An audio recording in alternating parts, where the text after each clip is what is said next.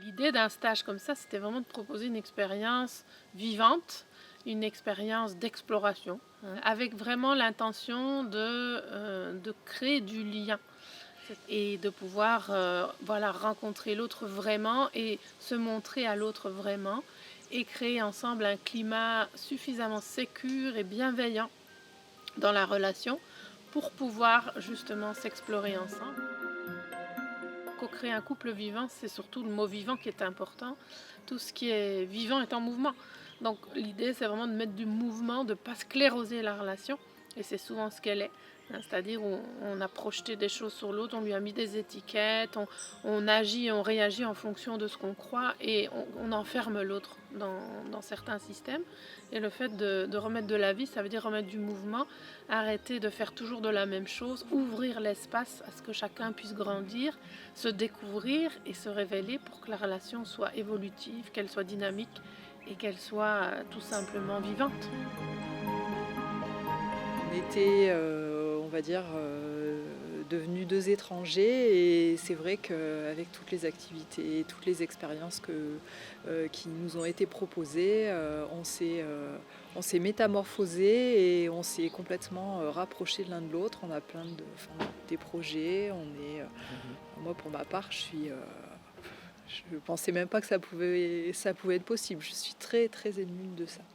J'espérais intérieurement un miracle et le miracle s'est produit en fait.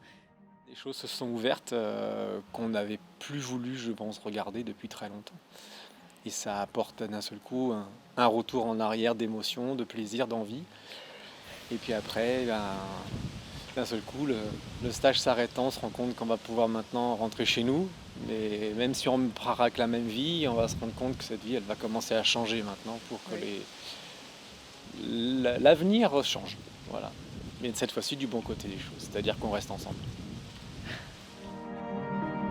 Dans une relation de couple, il n'y a pas un couple, il y a deux personnes à part entière, avec leurs histoires, avec tout ce qui s'est passé dans leurs histoires personnelles, parentales, etc. Et puis après, il y a la relation. Essayer d'agir sur l'autre, comme on fait si souvent, c'est peut-être pas la bonne solution pour que les choses évoluent. Par contre, s'occuper de ce qui se passe chez moi, dans mon monde, avec le monde que j'amène de mon histoire, ça peut donner des clés magnifiques. Il y a des choses excessivement simples, d'une rare efficacité. Et au sein du stage, qui dure que 4 jours, on voit déjà les modifications et on lève des biais qui nous étaient toxiques. Alors ça fait du bien de se dire je suis pas incapable de prendre de ces petits problèmes en main, dans la mesure où on me fait constater qu'ils existent et que la clé pour les résoudre, elle n'est pas à chercher si loin que ça. Aujourd'hui, on vit vraiment notre amour comme on vivait avant. On a vraiment retrouvé tout cet amour, cet élan, cette harmonie qu'on avait perdu, la communication qu'on n'avait plus. Et c'est vraiment quelque chose de formidable.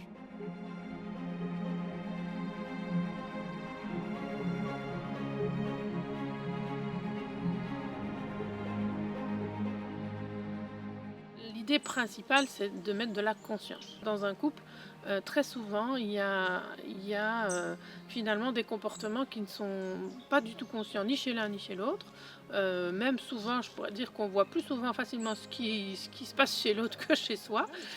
Et aussi de prendre sa responsabilité, c'est un grand terme dans le stage, c'est comment je suis, chacun est responsable de ce qu'il amène dans la relation, chacun arrive avec son histoire, avec sa vision des choses, avec son système de croyances, avec d'ailleurs des blessures et des mécanismes inconscients. Le point fort du stage, c'est par des tas d'exercices les plus ludiques possibles, d'essayer de mettre en scène ce qui se passe réellement pour que chacun puisse voir, vraiment voir profondément ce qu'il est en train de jouer dans cette relation. Et ensuite, l'idée, c'est aussi de donner des outils, parce qu'il y a bien sûr la phase de clarification, mais il y a la phase aussi, qu'est-ce que je fais avec ça? Une fois que j'ai mis ça en lumière, comment je fais pour transformer ça?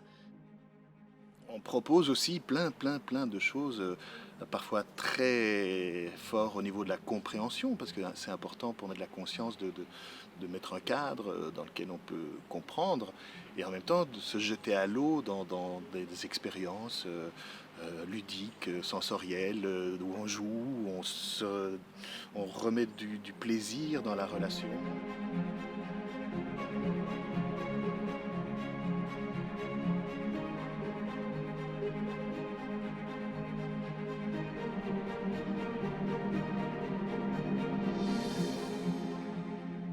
J'ai trouvé des clés ici qui vont m'aider à ouvrir certaines portes en moi pour mieux vivre l'amour maintenant qu'il y a toujours, mais qui aura encore plus fort. Je pense que c'est une expérience très importante pour des personnes qui sont en difficulté ou qui l'étaient comme nous.